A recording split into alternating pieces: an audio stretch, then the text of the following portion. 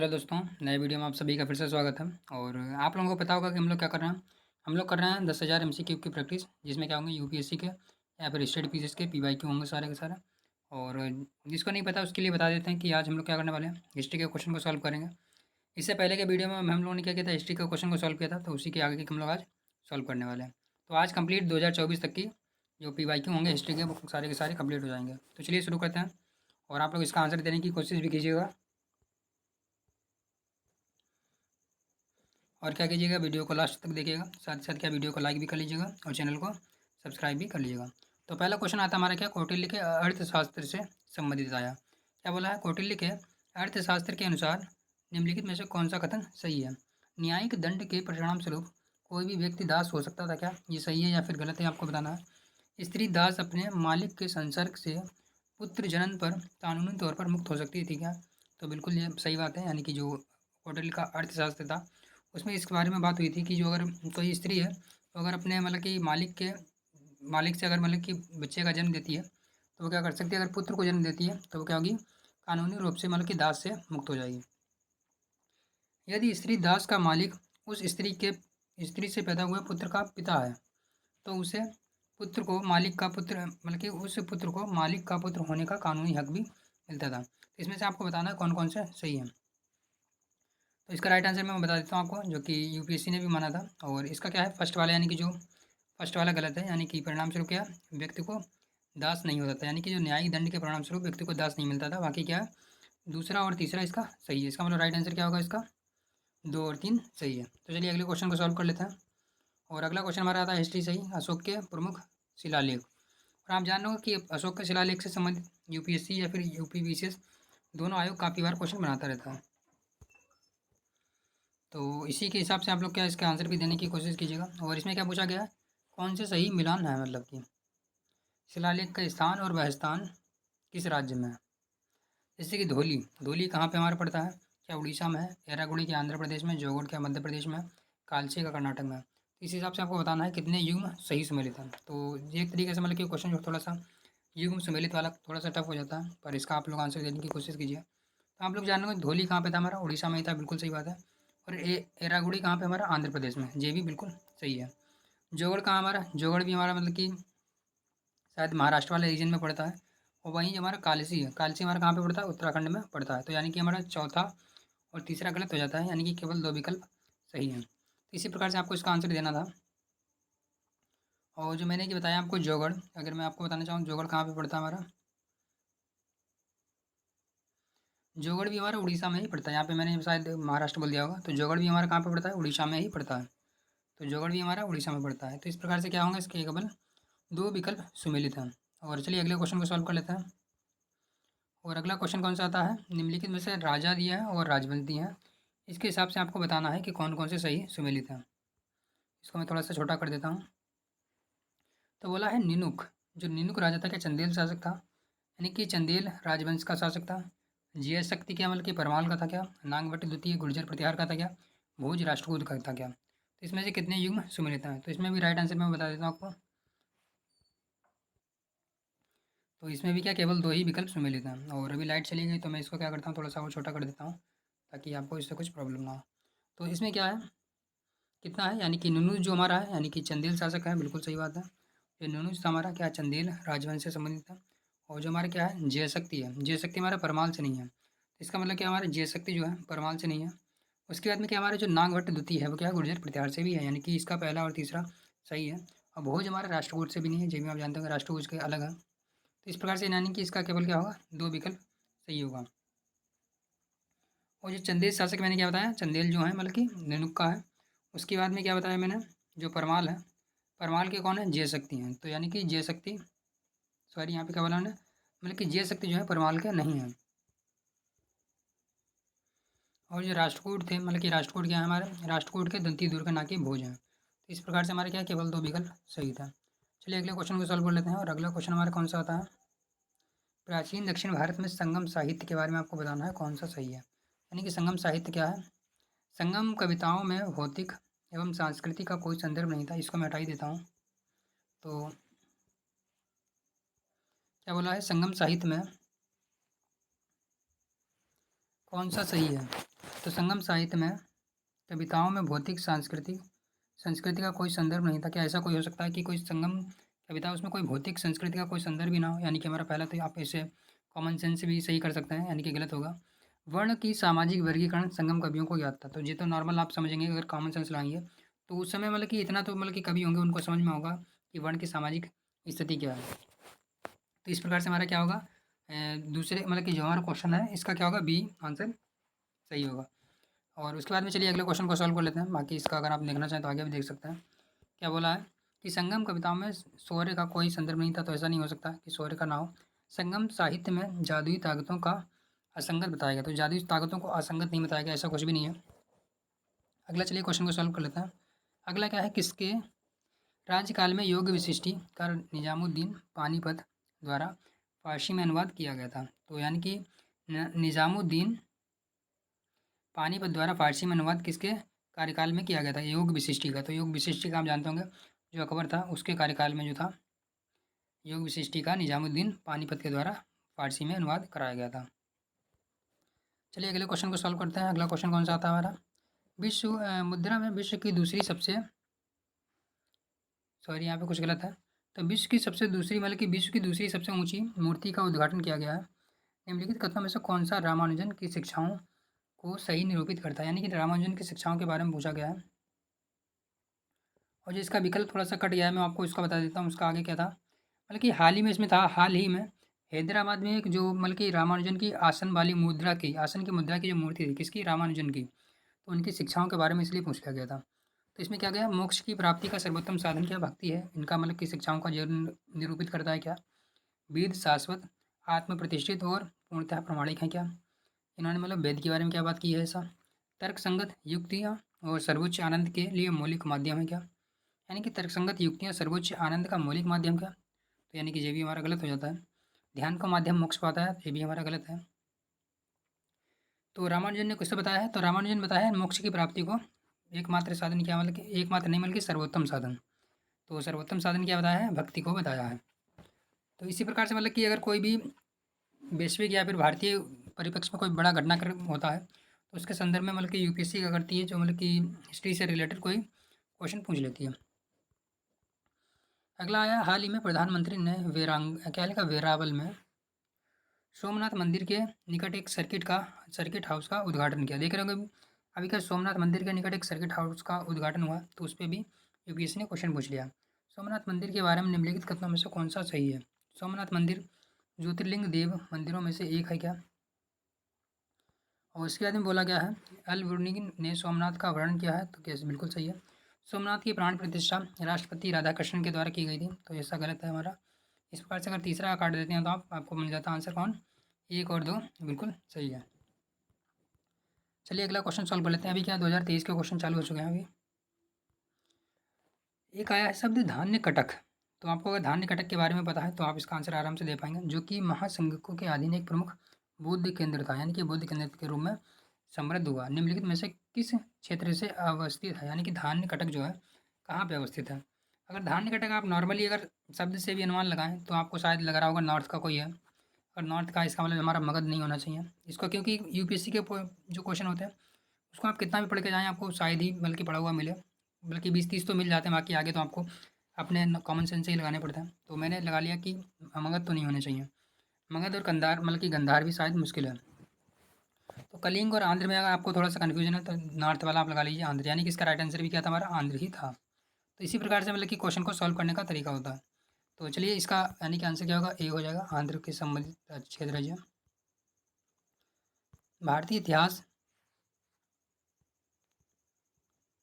भारत के प्राचीन भारत के संदर्भ में निम्नलिखित कथनों पर विचार करना है। स्तूप की संकल्पना मूलतः बौद्ध संकल्पना थी क्या। स्तूप आमतौर पर अवशेषों का निक्षेपागार थे। तो ये तो आप जानते हैं स्तूप जो मतलब कि अवशेषों के निक्षेपागार हैं। बौद्ध परंपरा में स्तूप एक संकल्प अर्पित या स्मारक संरचना होती है। तो बिल्कुल सही बात है, यानी कि संकल्प स्मारक इस क्या कहते हैं कि अर्पित और स्मारक संरचना होती है। तो यानी कि 2 और 3 तो बिल्कुल सही है, परंतु बुद्ध का मूल था बौद्ध जो संकल्पना नहीं, बल्कि यहाँ पे जैन भी आता है। तो यानी कि इसमें बौद्ध और जैन दोनों आते हैं। तो यानी कि केवल 2 विकल्प सही होंगे। चलिए अगले क्वेश्चन को सॉल्व कर लेते हैं। अगला क्या हमारा आता है,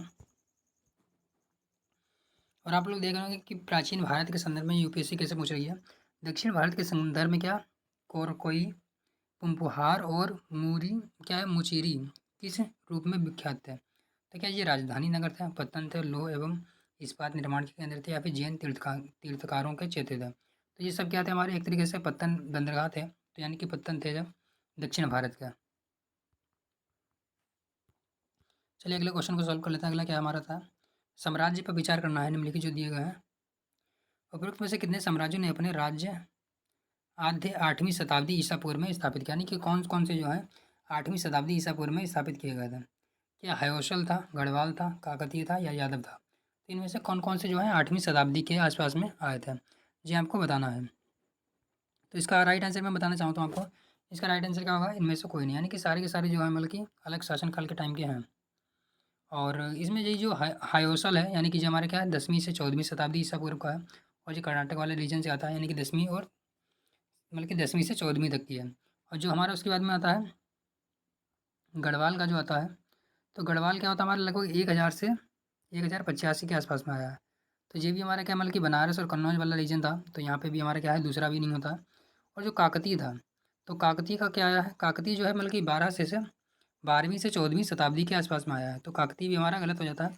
और उसके बाद में बचा हमारा लास्ट, और लास्ट में हमारा क्या यादव है, तो यादव हमारा कब आता है, यादव हमारा होता है 9वीं शताब्दी से लेकर के 13वीं शताब्दी तक, यानी कि हमारा चौथा भी गलत हो जाता है। तो इस प्रकार से यानी कि चार के चार विकल्प गलत हो जाते हैं। चलिए अगले क्वेश्चन को सॉल्व कर लेते हैं। अगला आता है हमारा क्या बट की क्या लिखा, बट किरुतल प्रथा का स्पष्ट करता क्या लिखा, निम्नलिखित में से कौन सा संगम कविताओं में यथा वर्णित बट किरुतल की प्रथा का स्पष्ट वर्णन करता? तो देख रहे हैं संगम काल से संबंधित 2 बार यूपीएससी ने लगातार क्वेश्चन पूछ लिया। तो क्या बोला है, राजाओं द्वारा महिला अंगरक्षिकाओं का नियुक्ति करना क्या था?